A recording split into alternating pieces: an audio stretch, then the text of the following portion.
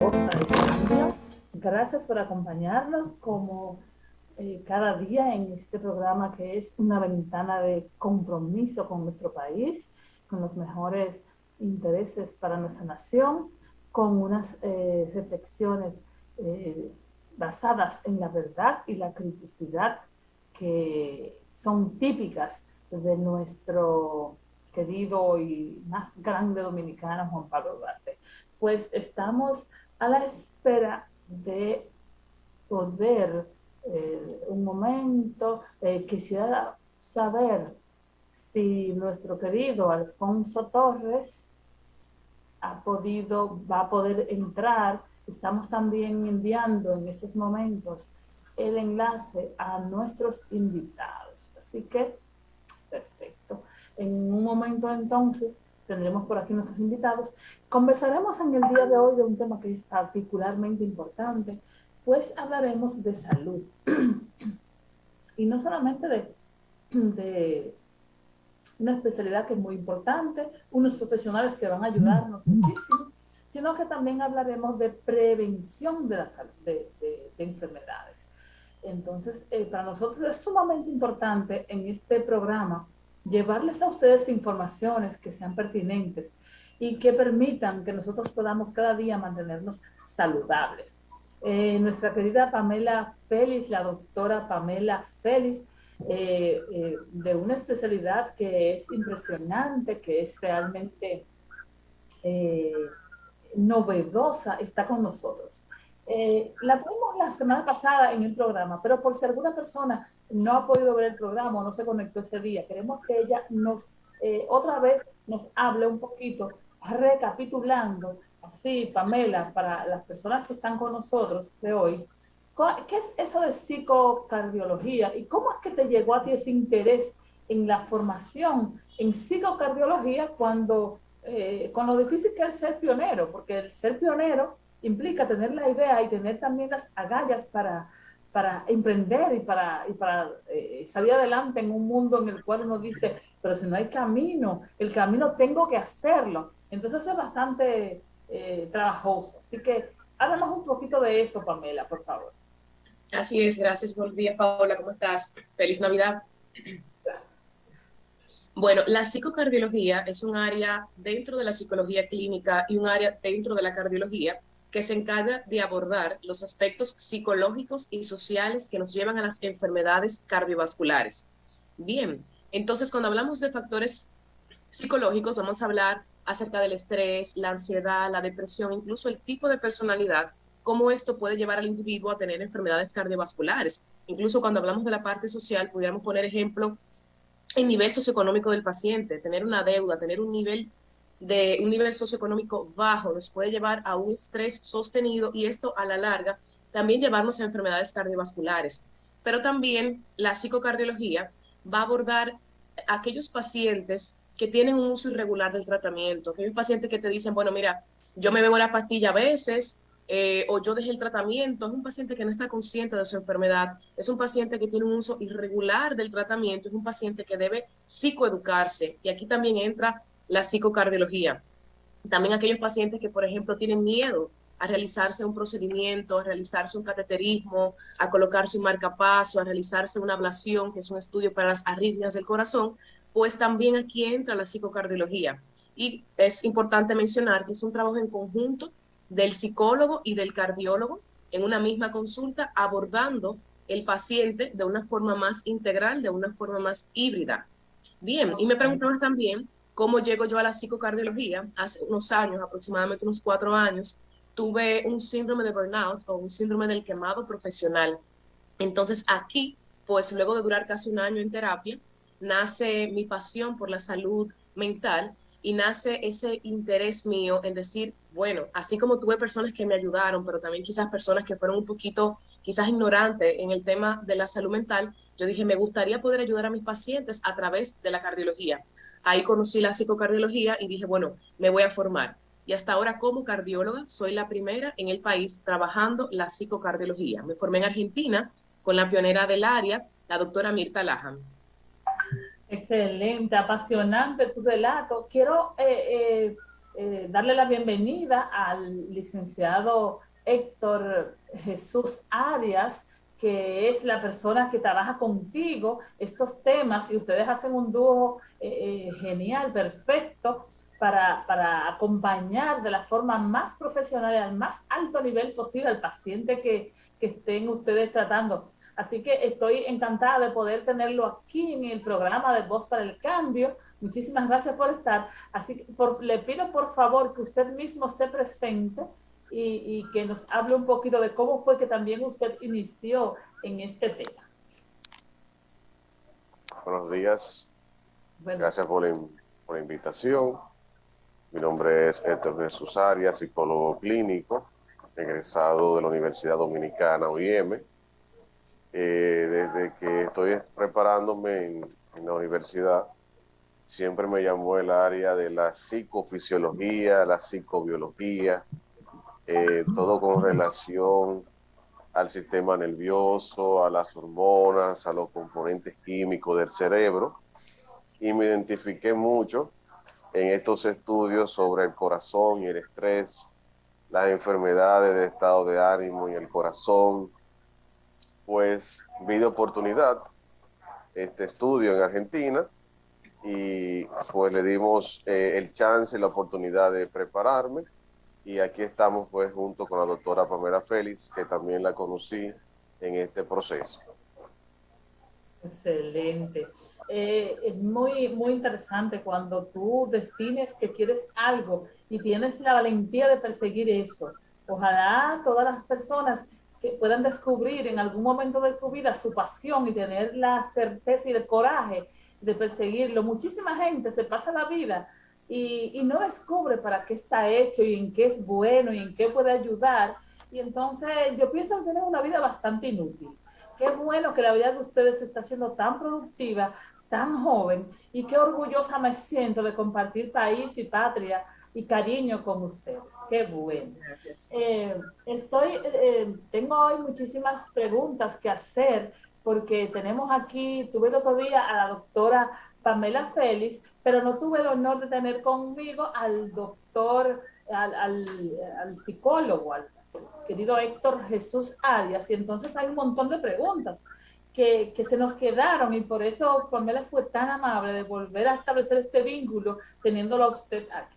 Entonces, a mí me gustaría mucho saber, los pacientes, y hablamos todavía del estrés, sin embargo, hablábamos como que hay unos tipos de personalidad. Yo realmente sé que hay gente que se enoja más rápido que otra, eso es lo que yo sé. Gente que tiene la posibilidad de tomar las cosas con un poco más de calma.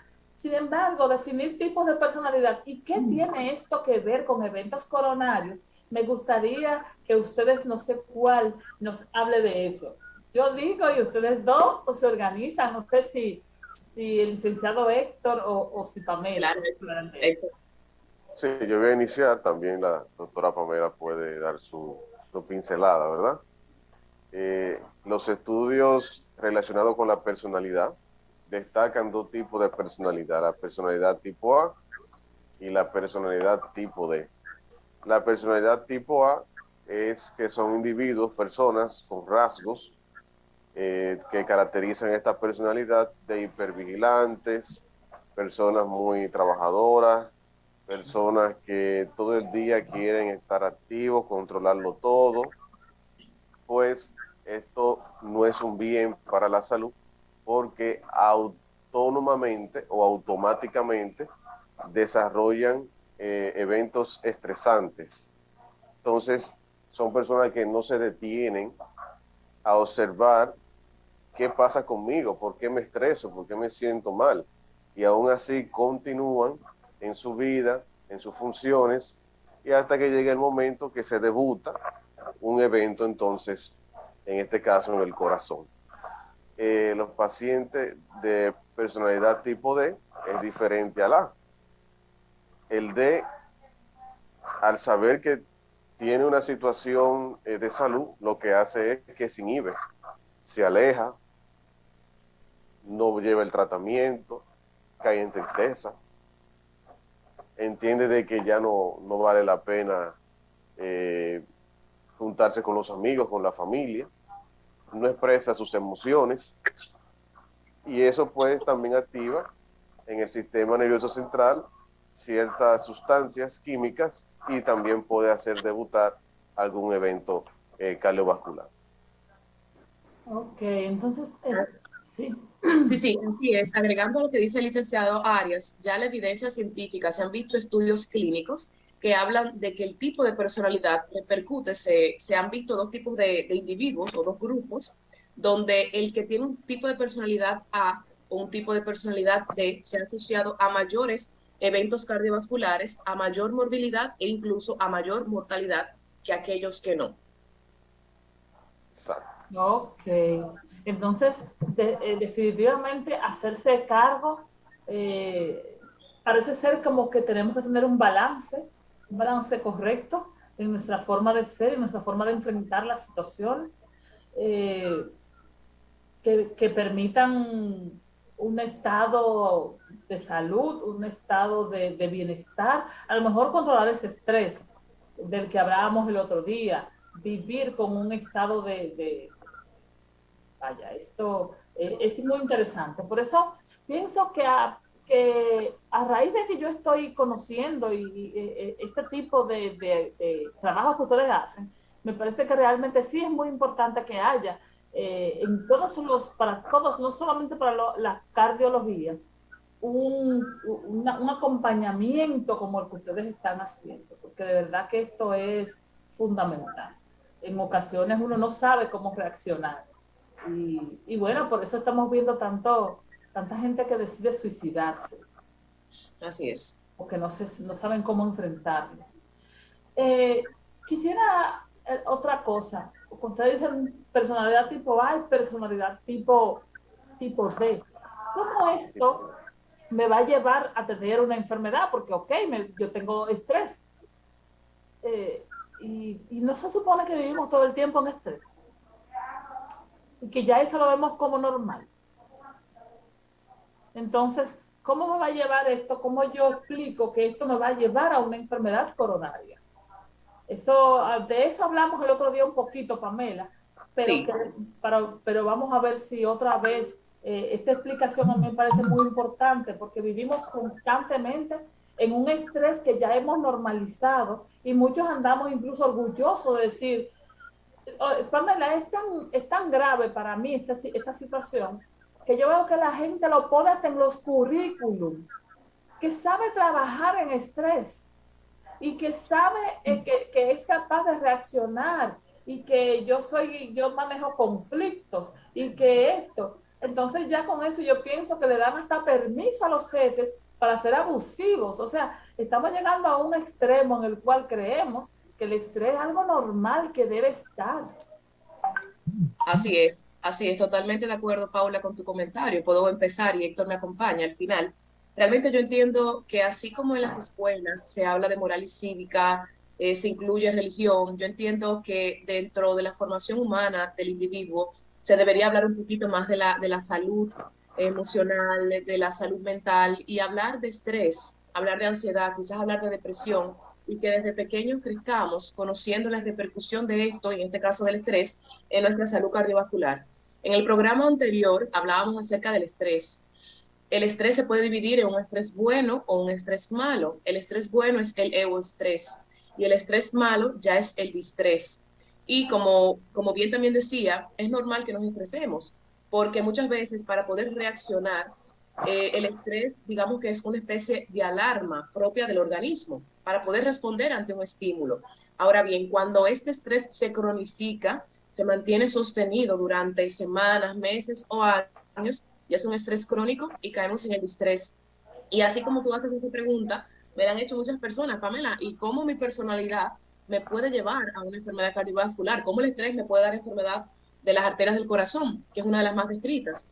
Y pues claro, hablábamos también en el programa pasado, tenemos la amígdala cerebral a nivel del cerebro. Esta parte, este componente del cerebro, cuando nos estresamos, se activa y este va a liberar sustancias que a nivel de nuestro organismo, a nivel del vaso, va a provocar inflamación aterosclerótica, va a ser el sustrato de inicio de las enfermedades cardiovasculares. Bien, Sumado a esto que se libera, se van a liberar monocitos proinflamatorios, que va a llevar citoquinas, que son sustancias negativas para el organismo. También va a haber un aumento del sistema nervioso simpático, como bien hablábamos en el programa anterior, y este individuo va a tener una frecuencia cardíaca elevada, por encima de lo normal, aún está en reposo. Este individuo va a comenzar a tener aumentos ligeros de la presión arterial, y todo esto sostenido en el tiempo va a repercutir en ser el sustrato, en ser el sazón o el caldo para que inicie una enfermedad cardiovascular en el individuo. Y esto sumado obviamente a un individuo que quizás es obeso, a un individuo que ya quizás es hipertenso de base, un individuo que tiene enfermedades genéticas heredadas. Entonces se hace una especie de cocción de muchos factores, y entonces aquí pueden surgir las enfermedades cardiovasculares. Héctor, no sé si quieres agregar algo. Sí, el estrés influye en tres áreas: cognitiva, conductual y emocional.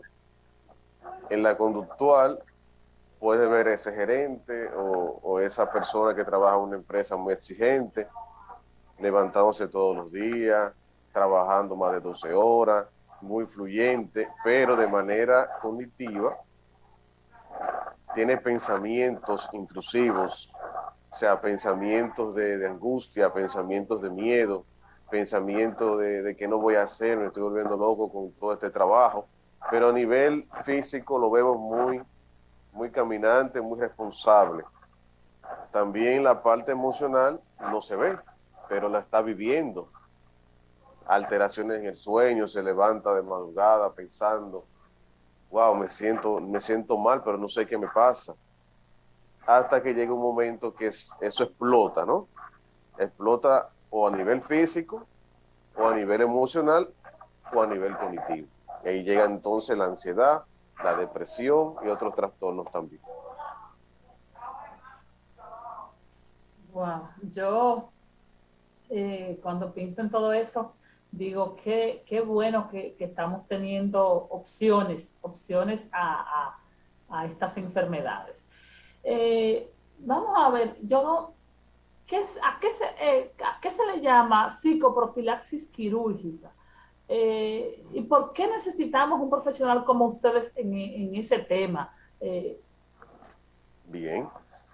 Sí, la psicoprofilaxis es una intervención dentro de la psicocardiología.